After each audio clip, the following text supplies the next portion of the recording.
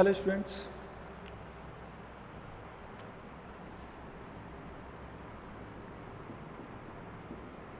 BCom final year की आपकी class है।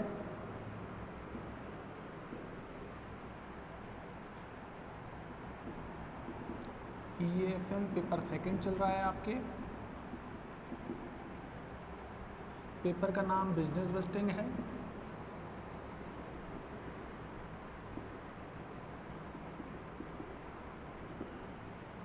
और हमारा जो टॉपिक चल रहा है वो है product and production decision. Product and production decision.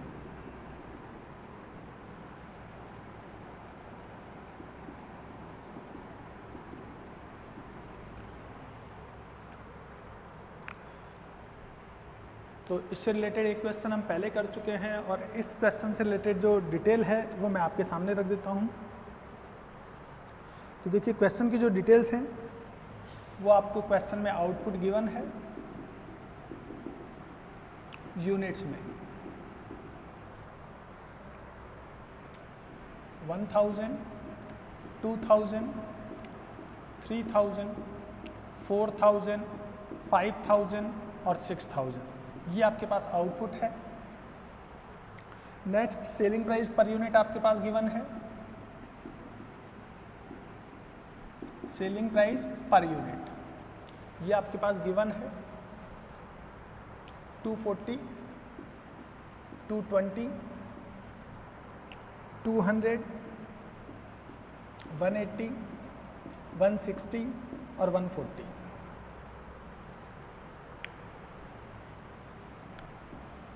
Fix cost question में आपको गिवन है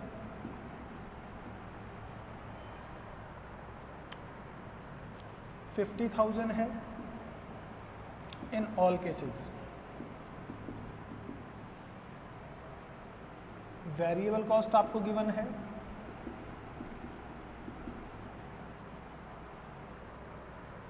1,40,000, 2,72,000, 2,72,500 और इसके अलावा 4,26,000 है,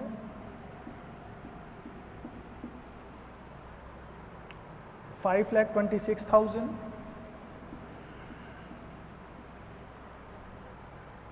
नेक्स्ट है 5,92,500 और लास्ट वेरिएबल कॉस्ट आपको गिवन है 6,34,000। तो फिक्स कॉस्ट आ गई, वेरिएबल कॉस्ट आ गई आपके पास। लास्ट में आपके पास आ जाती है सेमी वेरिएबल कॉस्ट।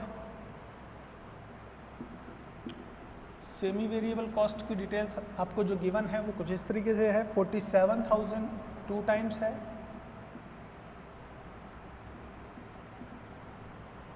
नेक्स्ट है 53,500,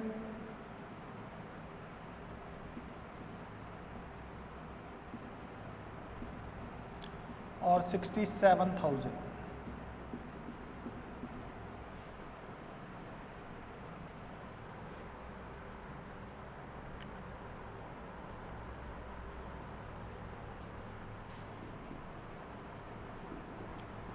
Prepare a statement of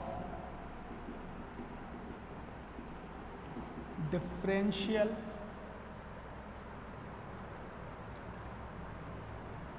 cost and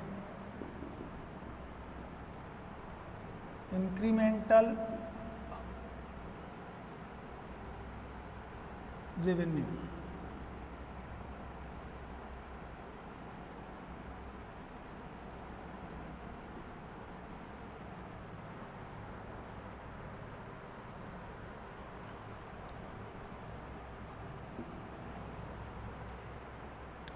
तो देखिए, आपको स्टेटमेंट तैयार करना है differential cost and incremental revenue का, और आपको क्वेश्चन की जो डिटेल्स हैं वो आउटपुट गिवन है, selling price per unit given है, फिक्स कॉस्ट गिवन है, वेरिएबल कॉस्ट और सेमी वेरिएबल कॉस्ट गिवन है। तो सबसे पहले देखिए, हम स्टेटमेंट की हेडिंग डाल देते हैं, statement of incremental revenue and differential cost analysis. तो ये तो आपने हेडिंग डाल दी, स्टेटमेंट का नाम दे दिया। इसके बाद परफॉर्मा तैयार कर लेते हैं।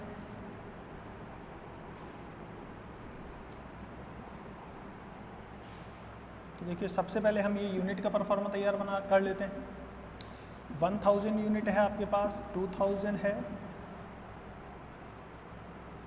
3000, 4000 और 5000। लास्ट आउटपुट है 6000। सेल्स तैयार कर लेते हैं। अब सेल्स आप कैसे तैयार करेंगे? तो देखिए सेलिंग प्राइस पर यूनिट है आपके पास, सेलिंग प्राइस पर यूनिट को मल्टीप्लाई कर दीजिए यूनिट से। तो 240 को आप मल्टीप्लाई कर देते हैं 1000 यूनिट से, तो आपके पास 2,40,000 ये सेल्स आ जाती है। 220 को आप मल्टीप्लाई कर देते हैं 2000 यूनिट से, 220 है 2000 यूनिट से मल्टीप्लाई कर दीजिए आप। तो इस तरीके से 4,40,000 ये आपके पास सेल्स आ जाती है। 3000 को मल्टीप्लाई कर दीजिए 200 से, तो आपके पास 6 लाख सेल्स आ जाती है।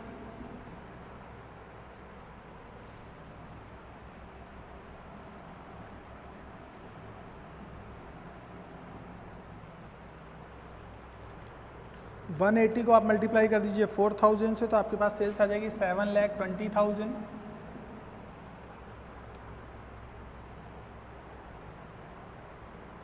और 160 को आप मल्टीप्लाई कर दीजिए 5000 यूनिट से, तो आपके पास 8 लाख रुपये सेल आ जाती है।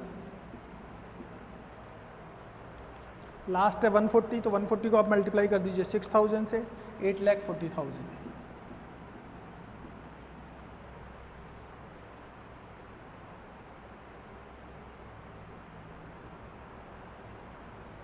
तो इस तरीके से आपने सेल्स कैलकुलेट कर ली है। अब हम वेरिएबल कॉस्ट देख लेते हैं। तो वेरिएबल कॉस्ट आपको गिवन है 140,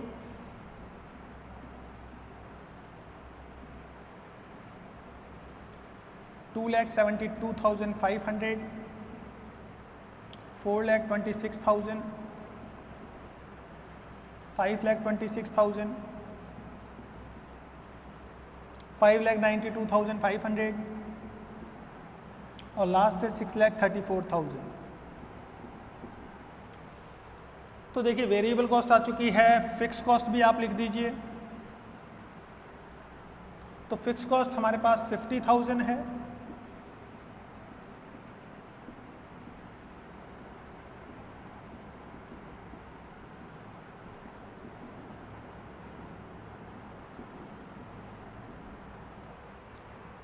लास्ट आ जाती है आपके सेमी वेरिएबल कॉस्ट।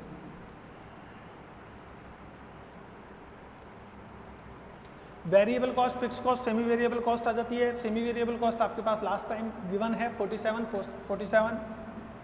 तो लास्ट कॉलम में आप देखिए 47,000 2 टाइम्स है, 53,500 2 टाइम्स है और 67,000 ये भी 2 टाइम्स है। तो वेरिएबल कॉस्ट, फिक्स कॉस्ट और सेमी वेरिएबल कॉस्ट इन तीनों का टोटल कर दीजिए, आपके पास आ जाती है टोटल कॉस्ट।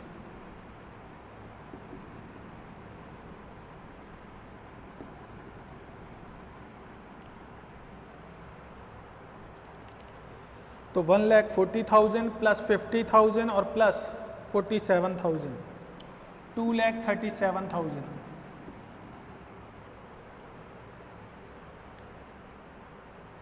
$272,500 प्लस 50,000 और प्लस 47,000, 3,69,500,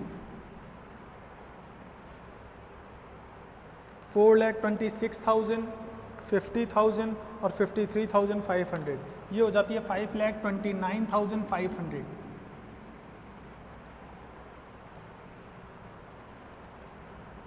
$5,26,000 प्लस 50,000 और प्लस 53,500, ये हो जाता है आपके पास 6,29,500। फिर आप वेरिएबल कॉस्ट ले लीजिए 5,92,500 प्लस 50,000 और प्लस 67,000, ये आपके पास हो जाता है 7,09,500।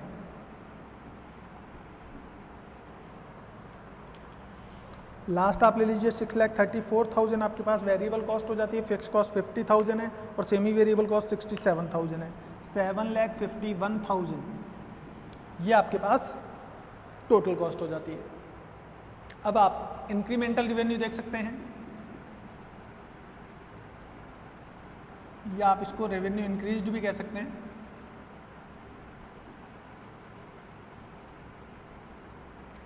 और डिफरेंशियल कॉस्ट, तो आप लास्ट में 2 कॉलम बना देते हैं, डिफरेंशियल कॉस्ट और इंक्रीमेंटल रेवेन्यू।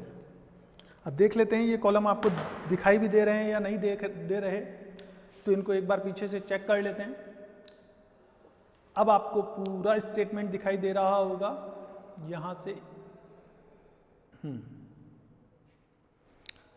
तो देखिए इंक्रीमेंटल रेवेन्यू कैसे देखेंगे। पहले आपका रेवेन्यू था 2,40,000 और यहाँ पे आपका रेवेन्यू हो गया 4,40,000। इसका मतलब आपका जो रेवेन्यू है वो 2 लाख रुपीज़ इंक्रीज हो रहा है, तो यहाँ पे आप 2 लाख रुपीज़ इंक्रीमेंटल में शो कर देंगे कि आपके पास रेवेन्यू जो इंक्रीज हो रहा है वो है 2 लाख। इसी तरह आप कॉस्ट देखेंगे तो कॉस्ट में आप देखिए फिक्स टोटल कॉस्ट आपकी 237 थी और 237 थी जो इंक्रीज होकर 3,69,500 हो गई, यानी कि 3,69,500 माइनस 237, 369,500 माइनस 2,37,000, 1,32,500। तो ये आपके पास डिफरेंशियल कॉस्ट इंक्रीज हुई है। तो यहाँ पे आपका रेवेन्यू इंक्रीज ज़्यादा हो रहा है, कॉस्ट आपकी कम इंक्रीज हो रही है, तो यहाँ पे आपको प्रॉफिट है, आप देख सकते हैं। और नेक्स्ट केस में अगर आप देखें तो 369 आप रेवेन्यू में देख लीजिए पहले, 4,40,000 से इंक्रीज होके यहाँ पे आपका रेवेन्यू है 600 हो गया, यानी कि 440 माइनस 600, तो आपके पास 1,60,000 का प्रॉफिट आपको सेल्स रेवेन्यू ज़्यादा मिला है। आप इसी तरह कॉस्ट देखेंगे तो आपकी कॉस्ट 3,69,500 थी जो 5,29,500 हो गई, यानी कि 1,60,000 आपकी कॉस्ट भी इंक्रीज हो रही है। तो यहाँ पे आपकी रेवेन्यू और कॉस्ट दोनों बराबर इंक्रीज हो रहे हैं, यानी कि आपको प्रॉफिट कुछ भी नहीं होगा, लेकिन यूनिट जो है वो ज़रूर ज़्यादा सेल होगी। नेक्स्ट अगर आउटपुट लेवल देखें आप तो 6 लाख से इंक्रीज होकर 7,20,000 हो गया, यानी कि आपका रेवेन्यू इंक्रीज हो रहा है 1,20,000। आप यहाँ पे देखेंगे रेवेन्यू में सेल्स को रेवेन्यू कहते हैं, 6 लाख से इंक्रीज होकर 7,20,000 हुआ है, यानी कि 1,20,000 का यहाँ पे इंक्रीमेंट हुआ है रेवेन्यू में। लेकिन अगर आप कॉस्ट में देखें तो 5,29,500 से 6,29,500 हुई है, मतलब कॉस्ट में 1 लाख का इंक्रीमेंट हुआ है, तो यहाँ पे आपको प्रॉफिट मिलेगा। नेक्स्ट लेवल पे आप देखें तो 720 से इंक्रीज होकर आपकी सेल्स हो गई 8 लाख, यानी कि 80,000 इंक्रीमेंट हुआ है सेल्स में या रेवेन्यू में। लेकिन कॉस्ट अगर देखें तो कॉस्ट आपकी 6,29,500 थी जो इंक्रीज होकर 7,09,500 हो जाती है, यानी कि 80,000 का इंक्रीमेंट कॉस्ट में भी हुआ है। तो यहाँ पे आपको जो प्रॉफिट हो रहा है वो 0 हो रहा है, पहले जितना हो रहा था उतना ही हो रहा है, मतलब आप ये कह सकते हैं। और 6,000 यूनिट पे अगर अपन देखें तो 8 लाख से इंक्रीज होकर सेल्स आपकी हो जाती है 8,40,000, यानी कि 40,000 का इंक्रीमेंट हुआ है रेवेन्यू में। कॉस्ट में अगर देखें तो 7,09,500 थी जो 7,51,000 हो जाती है, यानी कि 41,500 का इंक्रीमेंट है कॉस्ट में। तो यहाँ पे लास्ट लेवल पे अगर आप देखेंगे तो आपको निश्चित रूप से पहले की तुलना में कम प्रॉफिट होगा। पहले से अगर आप कंपेयर करें 5,000 के लेवल पे आपको जितना प्रॉफिट हो रहा था 6,000 के लेवल पे उससे कम प्रॉफिट होगा।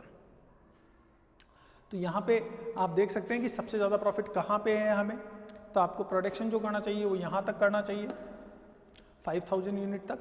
अब आप प्रॉफिट को कैलकुलेट करके देख सकते हैं कि जहाँ पे सबसे ज़्यादा प्रॉफिट हो वो आपको काम करना चाहिए। तो एक नया कॉलम बना लेते हैं हम प्रॉफिट का, जिससे कि आप ये देख सकें हमें कितना प्रॉफिट हो रहा है और किस लेवल पे हमें प्रोडक्शन करना चाहिए। तो लास्ट में हम एक नया कॉलम बना देते हैं प्रॉफिट।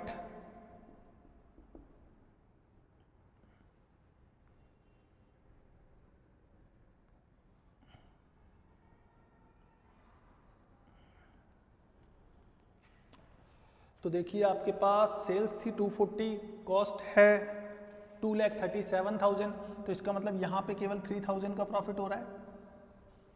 4,40,000 अगर आपकी सेल्स है और कॉस्ट आपकी आ रही है 3,69,500, तो यहाँ पे 70,500 का प्रॉफिट है। और तो देखिए आप सेल्स में से, ये जो सेल्स है इसमें से आप कॉस्ट को लेस करते जाइए तो प्रॉफिट आता जाएगा आपके पास। सेल्स माइनस टोटल कॉस्ट कर दीजिए, प्रॉफिट आप कैलकुलेट कर पाएंगे।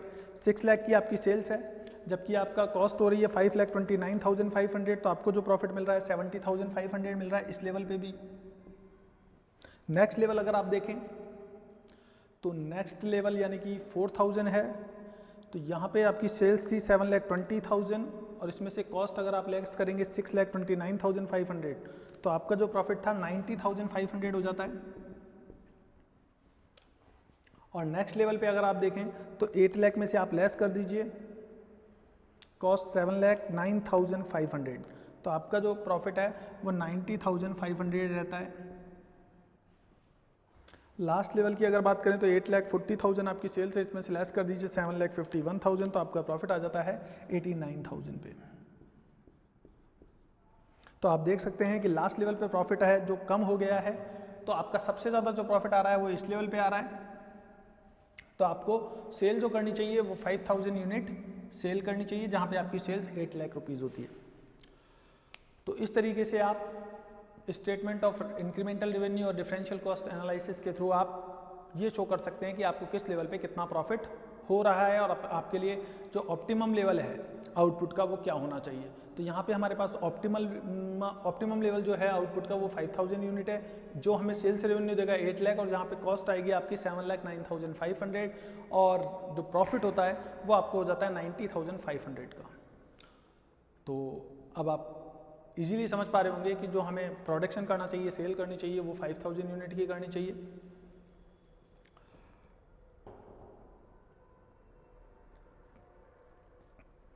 तो उम्मीद करता हूँ कि इस क्वेश्चन के थ्रू आप ये इजीली समझ गए होंगे कि आपके लिए incremental revenue and differential cost statement analysis को आप किस तरीके से शो कर सकते हैं।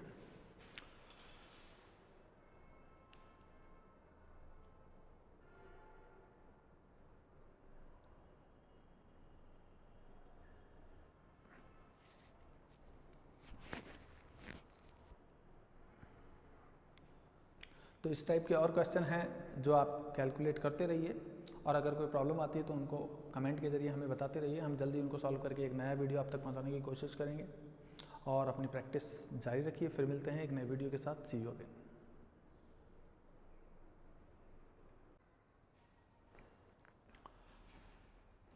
तो देखिए बीकॉम फाइनल ईयर की आपकी क्लास में बिजनेस बस्टिंग पेपर चल रहा है। टॉपिक है आपका प्रोडक्ट एंड प्रोडक्शन डिसीजन। इससे रिलेटेड जो क्वेश्चन है उसकी डिटेल में आपके सामने रख रहा हूँ। तो देखिए आपके पास 3 प्रोडक्ट है, प्रोडक्ट ए, बी और लास्ट प्रोडक्ट है आपके पास सी।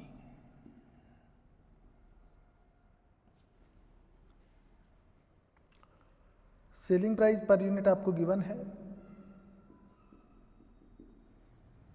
सेलिंग प्राइस पर यूनिट ये आपको गिवन है 125, 100 और 200।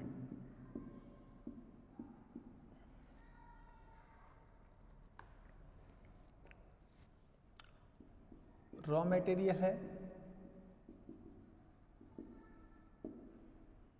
पर यूनिट केजी, ये केजी में गिवन है आपको 10, 6, 15। इसी तरह वेजेज लेबर आवर्स भी गिवन है। लेबर आवर्स ये आवर्स में गिवन है आपको 15, 25, 20। और रेट पर केजी आपके गिवन है, रेट पर केजी मटेरियल की रेट आपको गिवन है 10 रुपीज़ पर केजी। और rate per hour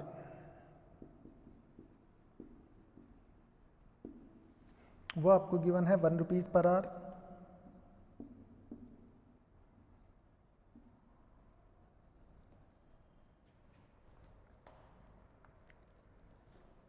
maximum production आ रहा है,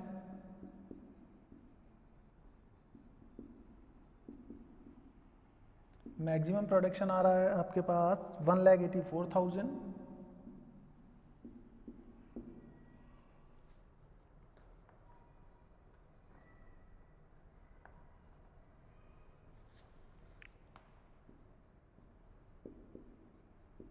What is the product mix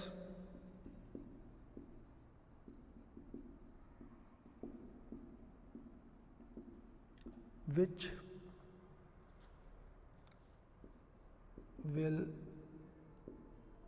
will give the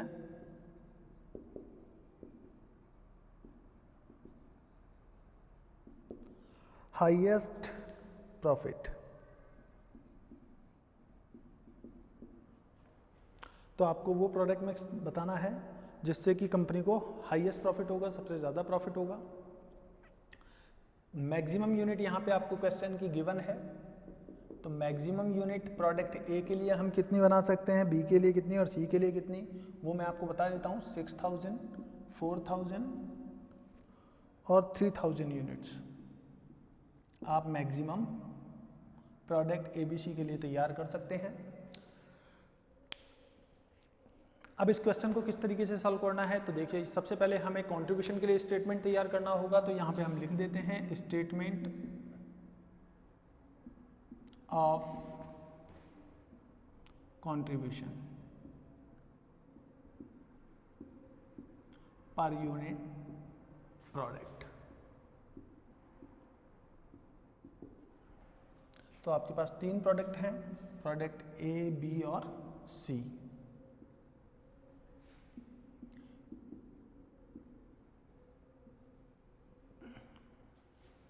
selling price आ जाती है आपके पास पर यूनिट। तो सेलिंग प्राइस पर यूनिट हमारे पास है 125, 100 और 200। तो यहाँ पे हम 125, 100 और 200 सेलिंग प्राइस ले लेते हैं। पर यूनिट कंट्रीब्यूशन की कैलकुलेशन कर रहे हैं, तो पर यूनिट एक्सपेंसेस लेस करेंगे, तो material cost per unit less कर देंगे, मटेरियल कॉस्ट पर यूनिट और लेबर कॉस्ट पर यूनिट। तो देखिए मटेरियल कॉस्ट पर यूनिट कैसे कैलकुलेट करेंगे। हमारे पास 10 kg मटेरियल लगता है, 10 रुपीज़ की रेट से लगता है, तो 10 और इंटू 10 पर केजी रेट 10 है, 10 kg मटेरियल चाहिए तो 100 रुपीज़ का मटेरियल हो गया। इसी तरह अगर लेबर आवर देखें तो 15 इंटू 1, क्योंकि 1 रुपीज़ रेट है पर आवर की, तो रेट पर आवर यहाँ पे 1 रुपीज़ है। 15 आवर्स काम करेंगे तो लेबर कॉस्ट जो आपकी आएगी 15 रुपीज़ आ जाएगी। इस तरीके से आपको कंट्रीब्यूशन मिलेगा 10 रुपीज़। तो कंट्रीब्यूशन पर यूनिट इस तरीके से आप कैलकुलेट कर सकते हैं। बी के केस में देखते हैं, 6 kg मटेरियल लग रहा है 10 रुपीज़ की रेट से, तो 6 इंटू 10 करने पर आपको 60 रुपीज़ का मटेरियल यूज़ करना होगा। लेबर आवर देखें तो 25 है, मल्टीप्लाई बाय 1, तो ये 25 रुपीज़ का लेबर आवर चार्जेज होगा आपके, 15 रुपीज़ पर आवर आप यहाँ पे कंट्रीब्यूशन अर्न कर सकते हैं। सी के केस में अगर हम देखें तो 15 kg मटेरियल चाहिए 10 रुपीज़ की रेट से, तो 15 इंटू 10 150 का आप मटेरियल यूज़ कर लेंगे। और लेबर आवर की बात करें तो 20 आवर्स आप काम करेंगे, रेट है पर आवर 1 रुपीज़, तो 20 इंटू 1 20 रुपीज़ आपके लेबर चार्जेज हो जाता है।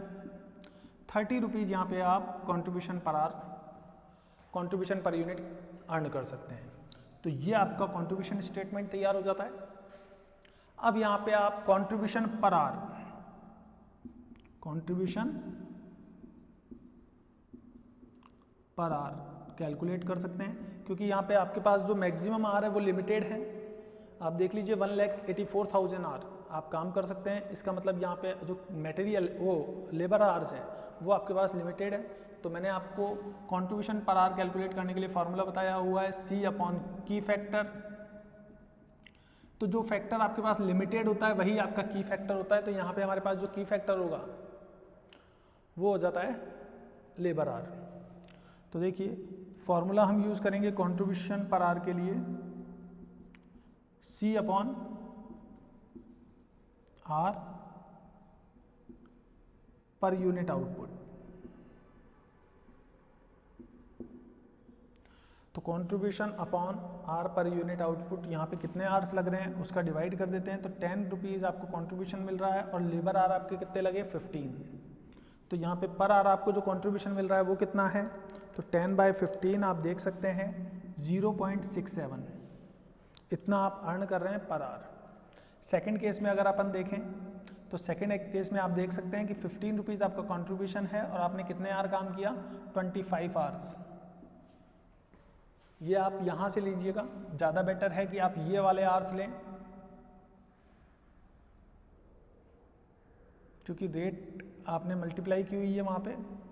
तो यहाँ पे आप जो लेबर आर्स लेंगे 15, 25, 20 लेंगे, तो 15 बाई आप 20 करते हैं तो आपको 75 पैसा पर आर अर्न कर रहे हैं आप यहाँ पे। सी के केस में अगर हम देखें तो आपका कंट्रीब्यूशन है 30 रुपीज़ और लेबर आर आपने काम किया है 20 आवर्स। तो 20 आवर का आप डिवाइड कर दीजिए, 30/20 करते हैं आप तो 1.50, ये आप कंट्रीब्यूशन पर आवर अर्न कर रहे हैं। तो यहाँ पे पर आवर कंट्रीब्यूशन आप कैलकुलेट कर सकते हैं। अब आप इनको रैंक दे सकते हैं, जिसका कंट्रीब्यूशन सबसे हाईएस्ट है उसको आप नंबर 1 रैंक देते हैं, उससे लोएस्ट को आप सेकंड रैंक देते हैं, और जो सबसे कम होता है जो लोएस्ट है उसको आप रैंक देंगे 3rd। तो अगर हम सबसे पहले प्रोडक्ट बनाएं तो हम सबसे पहले प्रोडक्ट सी बनाएंगे, उसके बाद प्रोडक्ट बी को बनाना पसंद करेंगे और सबसे लास्ट में हम प्रोडक्ट ए को बनाना पसंद करेंगे।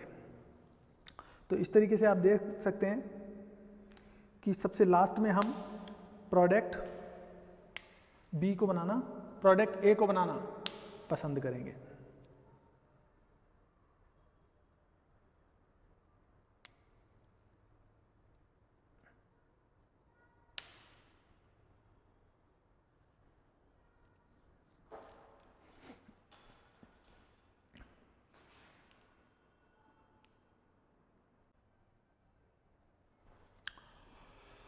तो आप देख सकते हैं कि यहाँ पे C upon R per unit जब हम लेंगे तो 10/15 करते हैं, 10/15 तो आपके पास कंट्रीब्यूशन पर आर आता है 0.67, सही है।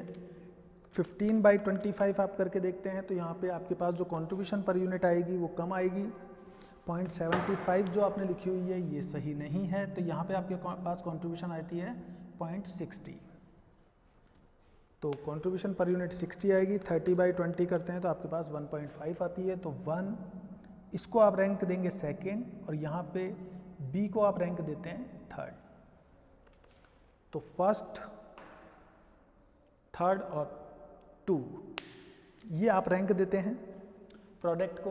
तो सबसे पहले जो हम प्रोडक्ट तैयार करेंगे सी प्रोडक्ट तैयार करेंगे और मैक्सिमम यूनिट हम बनाएंगे प्रोडक्ट सी की।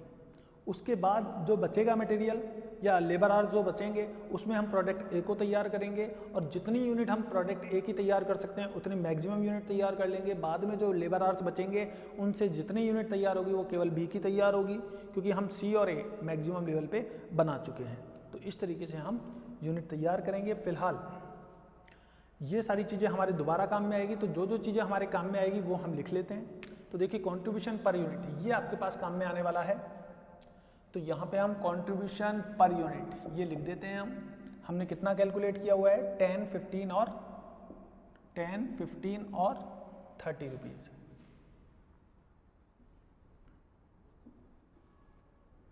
तो 10, 15 और 30 रुपीज़ ये आपने कंट्रीब्यूशन पर यूनिट कैलकुलेट किया है, ये हमने यहाँ पे लिख दिया कंट्रीब्यूशन पर यूनिट। अब यहाँ पे रैंक, इस रैंक को लिखने का कोई मतलब नहीं है, लेकिन ये लिखा जा सकता है कि नंबर 1 रैंक हम यहाँ पे लिख देते हैं जो हमने कैलकुलेट की है। तो रैंक आप कैलकुलेट कर रहे हैं, सी को आपने रैंक दिया 1, बी को आपने 3rd रैंक दिया है और इसको आपने ए को आपने 2nd रैंक दिया है। तो रैंक आपने ऊपर लिख दी है, हमारे पास रैंक भी आ गई, कंट्रीब्यूशन पर यूनिट भी आ गया है। अब इसकी ज़रूरत हमें नहीं है। अब हम ये देख लेते हैं कि मैक्सिमम प्रॉफिट हम कितना अर्न कर सकते हैं। तो देखिए फिक्स कॉस्ट सभी के केस में सेम होगी, जो भी होगी, चाहे 1 लाख 2 लाख हो 3 लाख हो, जितने भी प्रोडक्ट हैं उनके केस में आपकी जो प्रॉफिट होगी, फिक्स कॉस्ट जो होगी वो सेम होगी।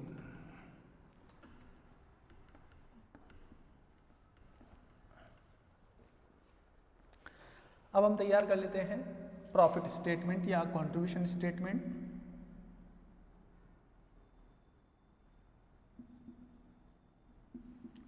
कंप्यूटेशन ऑफ टोटल कंट्रीब्यूशन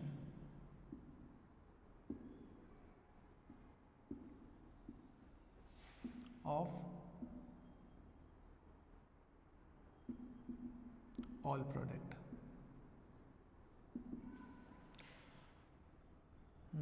तो देखिए आपके पास 3 प्रोडक्ट है। सबसे पहले आप प्रोडक्ट तैयार करेंगे ए, बी और सी। 3 प्रोडक्ट है आपके पास। सबसे पहले आपने नंबर सी को आपने रैंक दिए, तो सी आप जितनी यूनिट बना सकते हैं आप मैक्सिमम यूनिट बनाएंगे, और हम सी की मैक्सिमम यूनिट कितनी बना सकते हैं, यहाँ पे लिखा हुआ है देखिए 3000 यूनिट आप सी की तैयार कर सकते हैं। सबसे पहले सी की यूनिट तैयार करेंगे तो मैक्सिमम यूनिट हम 3000 यूनिट तैयार करेंगे। अब पर आर या आर पर यूनिट, तो एक यूनिट के लिए आप कितने आर यूज में लेते हैं, तो आप देखिए यहाँ पे सी यूनिट के लिए आप 20 आवर्स काम में ले रहे हैं, तो इसका मतलब कितने आप आर काम में ले लिए, आर यूज्ड। टोटल आर आपके पास हैं 1,84,000। 1,84,000 आर आपके पास है टोटल आर। 3000 यूनिट हम सी की प्रोडक्ट की तैयार करेंगे, 20 labour hour per unit use होंगे, तो इस तरीके से हम 3000 इंटू 20 60,000 आर काम में ले चुके होंगे अगर प्रोडक्ट सी की 3000 यूनिट तैयार करते हैं तो। और सबसे पहले हम प्रोडक्ट सी को ही तैयार करेंगे और इसकी मैक्सिमम यूनिट बनाएंगे, तो मैक्सिमम यूनिट बनाने के लिए 60,000 आर काम में ले चुके होंगे। फिर हमारे पास 2 ही प्रोडक्ट बचते हैं ए और बी। फिर हम क्या बनाएंगे, तो हमको सेकंड प्रोडक्ट जो तैयार करना है वो ए को तैयार करना है, क्योंकि यहाँ पे इसका कंट्रीब्यूशन पर आर ज़्यादा है बी के कंपैरिजन में। तो मैक्सिमम यूनिट ए की तैयार करेंगे जो 6000 है, तो यहाँ पे 6000 यूनिट हम ए की तैयार कर रहे हैं। ए के लिए अगर पर आर देखें, आर पर यूनिट देखें तो 15 आर लगते हैं एक यूनिट बनाने में, तो 6000 यूनिट बनाने के लिए कितने आर काम में लेंगे, तो 15 मल्टीप्लाई बाय 6000, इस तरीके से 90,000 आर आपको काम में लेने होंगे। 90,000 प्रोडक्ट ए को तैयार करने में लग गए, 60,000 प्रोडक्ट सी को तैयार करने में लग गए, तो इस तरीके से आप 1,50,000 आर्स काम में ले चुके हैं। अब आपके पास जो बैलेंस आर बचे वो बचे हैं 34,000। ये आप इस तरीके से बैलेंसिंग फिगर कैलकुलेट कर सकते हैं। 1,84,000 में से 90,000 और 60,000 दोनों लेस कर दीजिए, तो आपके पास बचे हुए आ रहे हैं 34,000। इसमें आपको प्रोडक्ट बी तैयार करना है, क्योंकि इसका कंट्रीब्यूशन पर यूनिट या कंट्रीब्यूशन पर आर जो है वो सबसे कम था, इसलिए आपने इसको 3rd नंबर पे बनाया है। और एक यूनिट बनाने में आपको लेबर आर लगते हैं 25, तो 25 का आप डिवाइड कर दीजिए 34,000 में, तो 34,000 डिवाइडेड बाय 25 आवर्स आपके पास यूनिट आ जाएगी। तो यूनिट हमारे पास आ जाती है 34 डिवाइडेड बाय 25, 1360 यूनिट। तो इतनी यूनिट हम तैयार कर लेंगे बी की। तो ये आपकी यूनिट हो जाती है। प्रोडक्ट आ गए, यूनिट आ गई, आर पर यूनिट आ गए, और ये टोटल आर यूज्ड आ गए। इस तरीके से 1,84,000 आर हम काम में लेंगे। अब कंट्रीब्यूशन किस तरीके से कैलकुलेट करें, यहाँ पे आपने आर की कैलकुलेशन कर ली। अब कंट्रीब्यूशन हम कैसे निकाल सकते हैं, तो ये भी देख लेते हैं हम। तो देखिए हमारे पास जो प्रोडक्ट है ए, बी और सी, जो यूनिट हमने तैयार की है वो है ए की 6000, बी की है 1360 और सी की है 3000 यूनिट। ये हमारी यूनिट हो जाती है, ये हमारा प्रोडक्ट हो जाता है। कंट्रीब्यूशन पर यूनिट, ये हमारे पास हमने लिख रखा है कि कंट्रीब्यूशन पर यूनिट ए का था 10, बी का था 15 और सी का है 30। तो 10 रुपीज़, 15 रुपीज़ और 30 रुपीज़ ये कंट्रीब्यूशन आ जाता है। इनका टोटल कर दीजिए तो ये आपके पास टोटल कंट्रीब्यूशन आ जाएगा।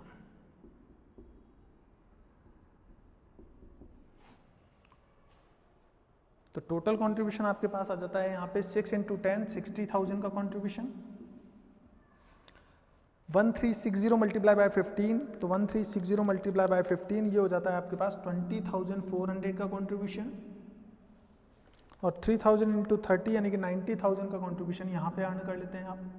टोटल कंट्रीब्यूशन हो जाता है 1,70,400।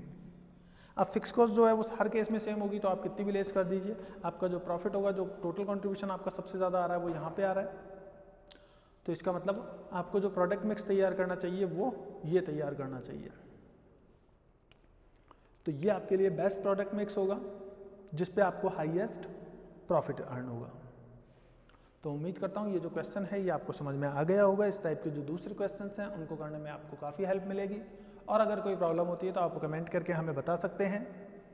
फिर मिलते हैं नई प्रॉब्लम्स के साथ। थैंक यू गाइज, प्रैक्टिस करते रहिए।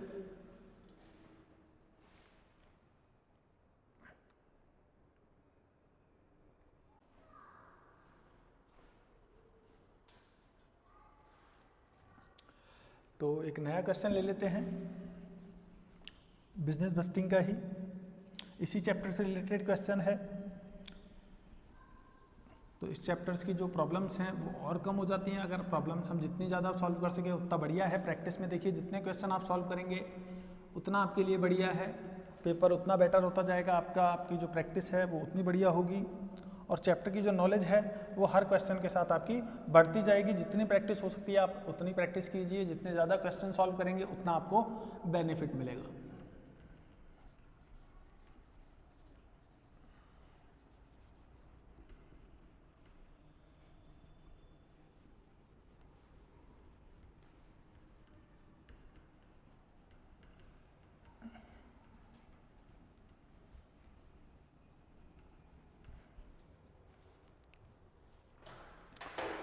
क्वेश्चन की जो डिटेल्स है मैं आपके सामने रख देता हूँ। आपके पास दो मशीन है, मशीन ए और मशीन बी।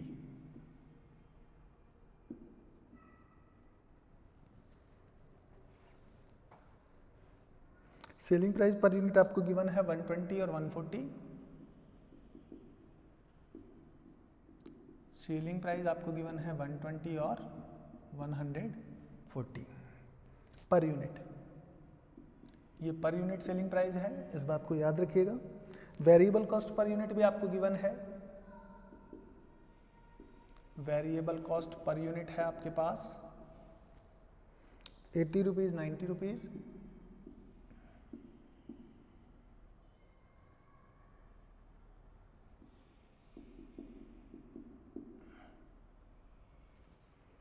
फिक्स कॉस्ट है 5 लाख और 8 लाख।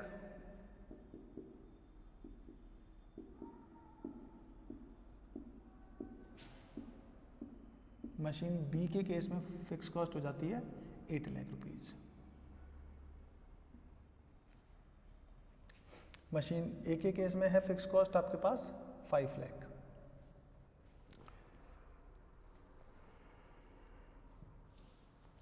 क्वेश्चन आपसे किया गया है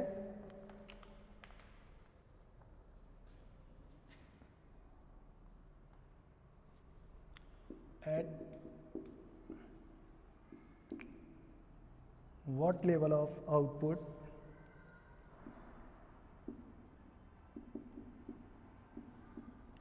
and sales the profit from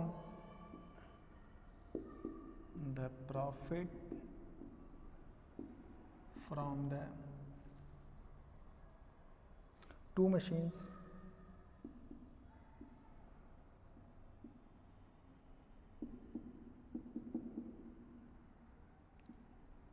will be the equal।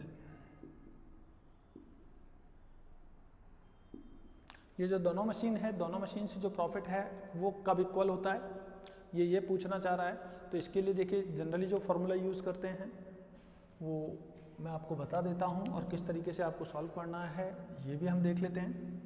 तो देखिए सबसे पहले आपको selling price per unit given है, सेलिंग प्राइस पर यूनिट ये हमारे पास है। इसके थ्रू हम कैलकुलेट कर लेते हैं कंट्रीब्यूशन पर यूनिट। ये मशीन ए आ जाती है हमारे पास, यहाँ पे सेकंड मशीन आ जाती है machine B. Selling price per unit हमारे पास हो जाता है 120 और 140। तो 120 और 140 ये आपका सेलिंग प्राइस है पर यूनिट। लेस कर देते हैं इसमें से वेरिएबल कॉस्ट पर यूनिट। तो वेरिएबल कॉस्ट पर यूनिट भी हमें गिवन है। तो वेरिएबल कॉस्ट पर यूनिट आपके पास हो जाती है 80 रुपीज़ और 90 रुपीज़। तो 80 रुपीज़ हम लेस कर देते हैं और 90 रुपीज़ लेस कर देते हैं। तो हमारे पास कंट्रीब्यूशन पर यूनिट आ जाता है यहाँ पे 40 रुपीज़ और 50 रुपीज़। ये हमारे पास कंट्रीब्यूशन पर यूनिट है, ये हम कैलकुलेट कर लेते हैं। ऊपर अगर आप स्टेटमेंट की हेडिंग देना चाहें तो दे सकते हैं, statement of contribution per unit या computation of contribution per unit, ये आप हेडिंग दे सकते हैं। जब आपने ये कैलकुलेट कर लिया तो उसके बाद हम यहाँ पे कैलकुलेट करते हैं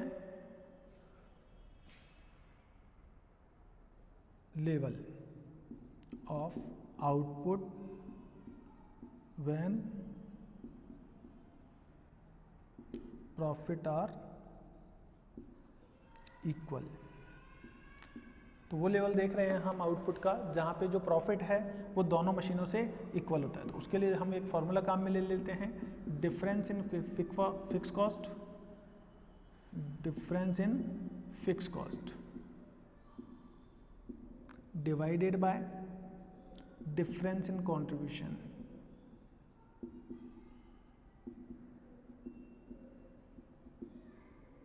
तो देखिए फिक्स कॉस्ट में कितना डिफरेंस है हम देख लेते हैं। 5 लाख से 8 लाख हो गई, इसका मतलब 3 लाख का डिफरेंस है। और डिफरेंस इन कंट्रीब्यूशन अगर हम देखें तो 40 रुपीज़ से 50 रुपीज़ कॉन्ट्रीब्यूशन हो रहा है, तो 10 रुपीज़ का डिफरेंस है। यानी कि अगर आउटपुट अगर आप देखें तो 30,000 यूनिट, चाहे आप मशीन ए से बनाइए या मशीन बी से बनाइए। 3 लाख डिवाइडेड बाई 10 करेंगे तो 30,000 यूनिट आप कैलकुलेट कर पाते हैं। इसका मतलब चाहे आप मशीन ए से आप 30,000 यूनिट बनाइए या मशीन बी से आप 30,000 यूनिट प्रोड्यूस कीजिए, जो प्रॉफिट होगा वो दोनों ही मशीनों से इक्वल होगा। कब? अगर आप यूनिट बनाते हैं 30,000 तो। अब इस चीज़ को चेक कैसे किया जाए, तो 30,000 यूनिट हम मशीन ए और बी दोनों से प्रोड्यूस करके देख लेते हैं। उस केस में हम मालूम कर सकते हैं कि जो प्रॉफिट होगा वो दोनों ही मशीन से इक्वल होगा।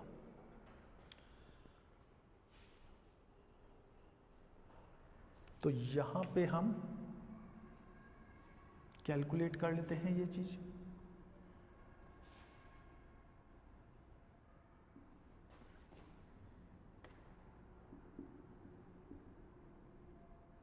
मशीन ए, मशीन बी,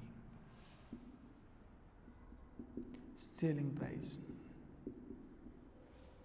यहाँ पे यूनिट है 30,000 और बी के केस में भी आपके पास यूनिट है 30,000। दोनों केस में ही हम सेम यूनिट ले रहे हैं। मशीन ए से 30,000 यूनिट तैयार कर रहे हैं और मशीन बी से तैयार कर रहे हैं। आपकी सेल्स आ जाती है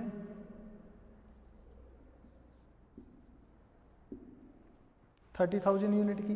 तो देखिए 120 रुपीज़ पर यूनिट सेल है, 30,000 से आप मल्टीप्लाई कर दीजिए 120 को, तो 36 लाख आपकी सेल्स आ जाती है।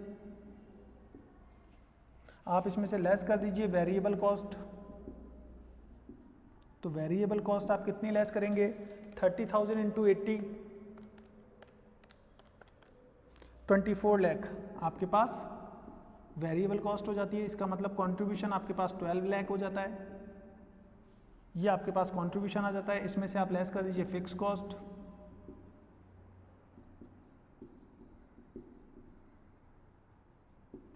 फिक्स कॉस्ट आपके पास है 5 लाख। तो आपका जो प्रॉफिट हो रहा है वो 7 लाख हो रहा है 30,000 यूनिट पर। तो ये आपने प्रॉफिट कैलकुलेट कर लिया 30,000 यूनिट पे मशीन ए से। अब आप मशीन बी से भी बनाएंगे तो भी आपको 7 लाख का ही प्रॉफिट होगा, क्योंकि क्वेश्चन में पूछा भी यही गया है कि किस लेवल पे हमें जो प्रॉफिट है वो दोनों मशीन से सेम होता है। तो हम कह रहे हैं कि 30,000 यूनिट से अगर हम मशीन ए से बनाएं या बी से बनाएं, दोनों ही केस में हमें जो प्रॉफिट होगा वो सेम होगा। अब 30,000 यूनिट को आप मल्टीप्लाई कर दीजिए 140 से, तो आपके पास सेल्स आ जाती है बी मशीन की। इस केस में आपको सेल्स होगी 42 लाख। वेरिएबल कॉस्ट अगर आप देखें तो 30,000 मल्टीप्लाई बाय 90 रुपीज़, आपके पास 27 लाख वेरिएबल कॉस्ट आ जाती है, यानी कि 15 लाख रुपीज़ आपका कंट्रीब्यूशन होगा। इसमें से आप लेस कर दीजिए फिक्स कॉस्ट 8 लाख है,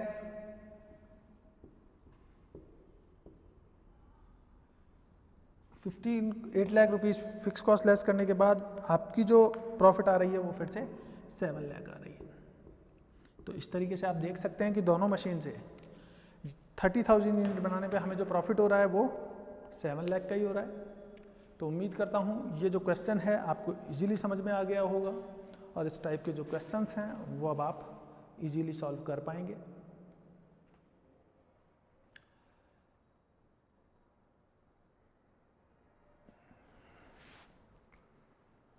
तो प्रैक्टिस करते रहिए, प्रॉब्लम्स अगर आती है तो उसके आप हमें सेंड करते रहिए। जैसे ही प्रॉब्लम आपकी सॉल्व हो जाती है हम वीडियो आप तक सेंड कर देंगे। फिर मिलते हैं एक नई प्रॉब्लम के साथ जल्दी। सी यू लेटर।